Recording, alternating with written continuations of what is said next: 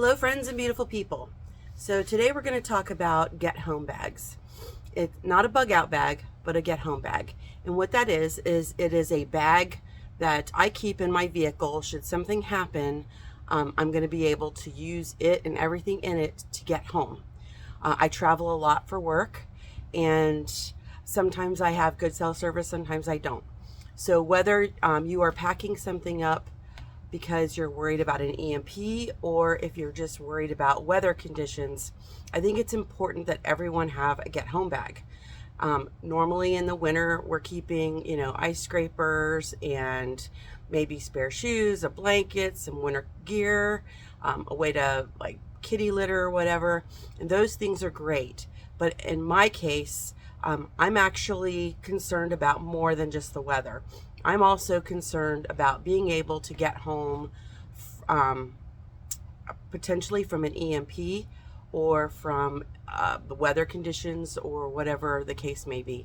So what I do is I still keep the normal things that you would keep in your vehicle for winter. But I also keep like a jelly jar candle. We make those here in the shop. So, I always throw one of those in the vehicle, keep it in a cup holder, and then you don't have to worry about it sliding around or something catching fire. And I do that because those put off enough heat that it's going to keep you from freezing to death, potentially. And then I have a blanket in there. I have a heated blanket in there that plugs into the vehicle that Hub's got me. It's still in the box, but I have it. With the nature of my work, there are days when I'm traveling 200 miles one way. And that's just the nature of the beast. I love, I love the people I see on a daily basis. So I also have concerns about how I'm going to get home if there's, let's just go worst case scenario and say it's an EMP. So there's things that I keep in my vehicle, and then there's things that I have in my purse, and then there is my bag. Because I'm in and out of walk-in freezers and coolers a lot, this is kind of a joke between Hubs and I, there's usually 2 or 3 coats in my vehicle, even in the summer. And I always have gloves in my vehicle in the summer because you can only last for so long in a freezer, and then you got to have your gloves on. So I do have those on a consistent basis. Now I have things in my purse. I have one of those all-in-one tools similar to a Leatherman. I have to take it out if I fly. And then I have like a candle or a flashlight in there. I've got one of those phone chargers in there that if your phone goes dead, it's just a zip charger and you plug it into your USB and it charges you up real quick. So, and I have things like that in there. And I also keep, a little bit of spare cash. I didn't used to carry cash, but now we do. So, and there's other things that I have in there that I have access to should I need to get out of the vehicle. But specifically talking about the bug out bag itself, I'm not going to, and like I said, we're going to talk about an EMP. I am not going to sit and wait for someone to come and find me. If people lose their power, they're going to lose their ever-loving minds. My husband needs to be at home, securing our homestead, taking care of animals and things. We can't afford for him to come find me. Now, one of the things that I do is we have a whiteboard on the refrigerator, and it tells him where I'm going to be, what town basically.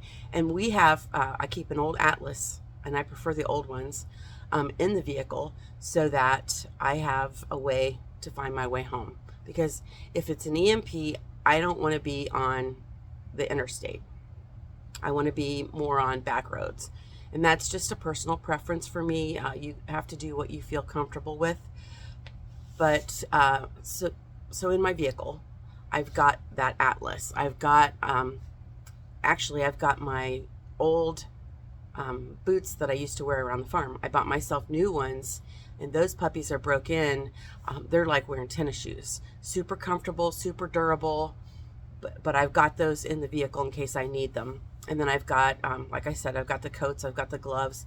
I've got a bright pink hat, like a toboggan cap. If it's a snowstorm, I want that pink hat. If I'm just trying to get home because of an EMP or something, I want to blend in more than that. So that's going to give you a little bit of a precursor as to some of the other things that I've got in my bag. And I probably have forgotten things that I have in my vehicle and in my purse, but it is what it is. So I went to the Army Supply Store, and I was going to get one of their rucksacks, or one of their camoed backpacks. That's the last thing I want to do. I don't want to look like I'm military huffing it down the road if there are people out there looking for a fight. So what I did was I just went on Amazon and I ordered, I love canvas, and so I just ordered this guy, and I absolutely love it. It's just a kind of a dull looking backpack, super durable, and it holds enough. I keep the weight down because I'm a fluffy girl, and I'm not in 100% shape where I need to be, and I need to be able to carry this and walk, and probably for a long distance.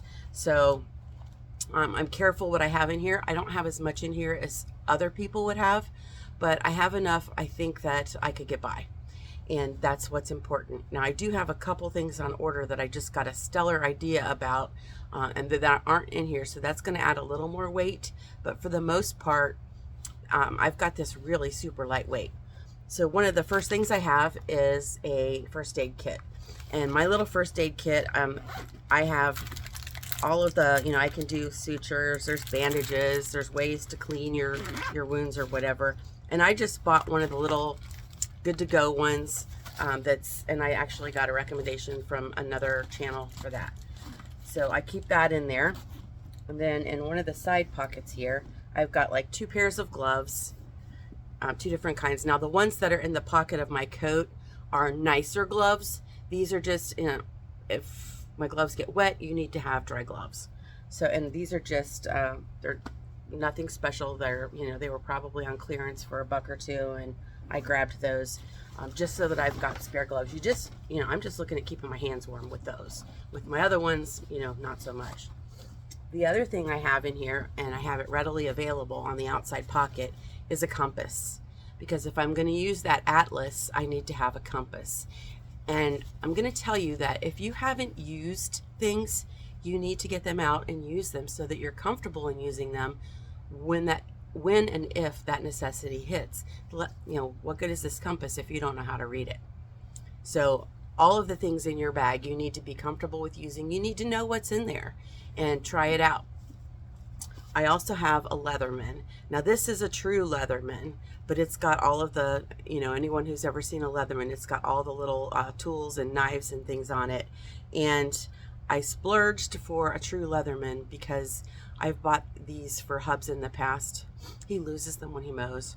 I've bought these for hubs in the past, and the quality of these, if I'm stuck, I want quality. Now I do have a less expensive kind of cheapo one that I keep in my purse. Doesn't have as many knives, but it's got other things that I use, and then I've also got that flashlight that's not a real expensive one, and those are just for my day-to-day. If I have to get into a box, then I've got that there.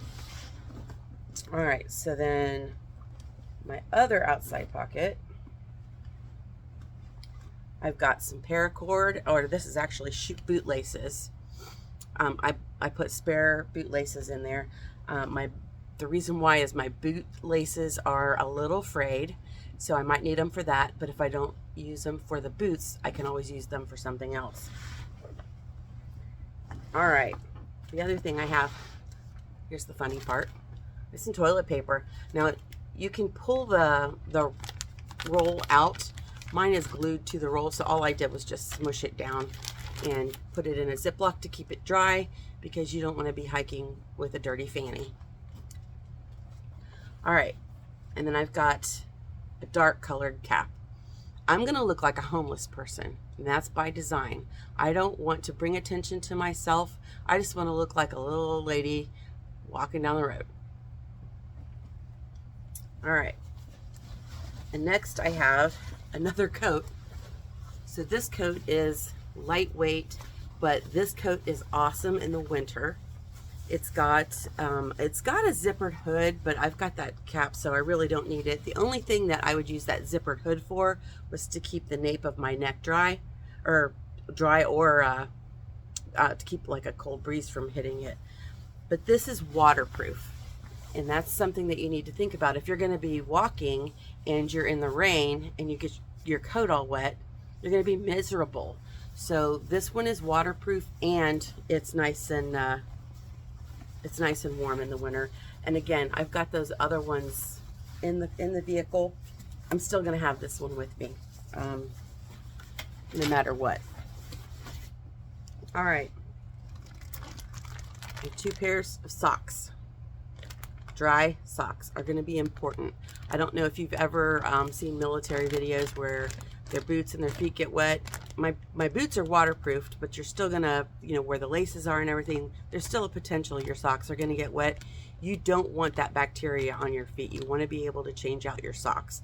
So I do have socks. And then I have my paracord. All right, and then I have my water filtration system. And this is, I did get a Sawyer Mini, and this is just so that if I need to drink out of a creek, I'm able to be comfortable with what's going into my body. Last thing you want to do is get out there and drink something and make yourself sick. And you don't know how long it's going to take you to get home. All right, I do have some protein bars in here, and I've got some Slim Jims in here. These are rotated out frequently. I have a medical condition where I have low blood pressure and hypoglycemia. So when I start to feel faint or lightheaded, I'm supposed to eat protein. So I grab a Slim Jim. And you're also going to need that salt if you're doing any sweating. Otherwise, you can sweat that out. I'm allergic to nuts, so I have to be careful about my protein bars. But I've got some of those in here. Actually, I've got several, probably 4 or 5, and then some Slim Jims. Another thing I have, which is pretty awesome, is a Life Straw. I'm going to be able to use this with so while I drink out of my other one is an insulated water container. This one is not. So this one I can actually put over fire and heat it up if I need to. You can't do that with those double insulated ones, but I can use my Life Straw to get some clean water for this, because you want to make sure that you're staying hydrated.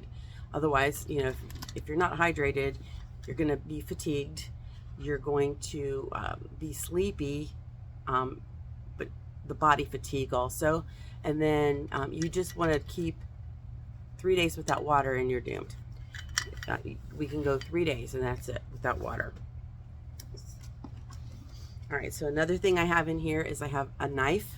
Don't tell my husband, because he makes knives, and this is not one of his. But I wanted one that was specific, and I wanted one that had a nice cover on it so that I don't slice myself. And this is just it's an inexpensive knife. So what I did when I made my bag was I made sure that, there you go, and you can even see where I've used it. I wanted one that was not too expensive, but would still do what I need it to do. You don't want a cheap knife, because the last thing you want to do is be using your knife and break it off. All right, so another thing I have is, and I got this recommendation from someone else too, it's a 2-person survival tent, and it's called Don't Die in the Woods. And what's really cool about it is it's got Mylar, like a heat flex Mylar on it, so that it holds the heat inside, and it fits in this little tiny thing, which is amazing. And I have had it out, and I have gotten it back in. That's always a plus, because sometimes when you get a tent out, you can't get it back in. All right, more food. I've got some things in here that I can just pop the top of. I'll show you. I'm not too proud. Vienna sausages. I just need some protein. And I do have some of my grandkids' fruit snacks in here. And I have some tea bags in a Ziploc bag. That way I'm able to, if I get sick of water. I've got lighters. You can see one of them fell out. But then I've also got a ferro rod so that I can start fires. Again, You need to make sure that you can use these things before you have to use these things. So always practice and try everything out. And I keep it organized. Now I will get in here and get back out and making sure that I'm putting things in the same place. That way if I need to grab for something quickly, I can. And again, I also have things that YouTube doesn't like for you to show, but I have those and I have spares. So, you know, it's never a bad, you can never have too many freedom seeds. Just saying. So again, this is probably less than some people carry, but it is enough for me for now. As I see more things to put in here, I will, but I want to watch that weight because I want to make sure that it's not, like right now, I could throw this thing on my shoulder and run around all day long and not feel it. And if I'm going to have to hike home 200 miles, I'm going to need to be as comfortable as possible. I don't want this thing pulling my back down, and I'm not going to carry pots and pans and skillets. I'm going to have to make do with what I've got. I might invest in a little, one of the little burners and maybe a little, one of those little skillet things. But again, I'm trying to keep my weight down, and you know, I've got enough proteins in here that, and I can forage a little bit. I'm going to try to get better at that, but I think I'll be okay just for the distance that I'm going. If you have any suggestions of anything that I need to add, let me know. Hopefully this helps you, and just remember, you need to make sure that you are responsible for you. You need to get yourself home so that you can help your family, whatever that need is. We actually have a binder, and it lays everything out. Let's say there's an EMP. This is a list of what we need to get done right away. Everyone in our group has a different thing that they're supposed to do. And I don't want to go into too much detail because this is about the bags, but everyone gets here and they start doing what they're going to do, what they're supposed to do. They don't have time to come looking for me. Now, if they all get here and it's taken more time than what they've thought, they already know the route that I'm taking based on where I've been. We've gone over it. Hubs and I have gone over it multiple times. If I'm stuck here, I'm going to take this way here to get home. So we all know that. If they have to send out, if everybody gets here, it's been too long, 2 of our military boys will come get me. They know where to go.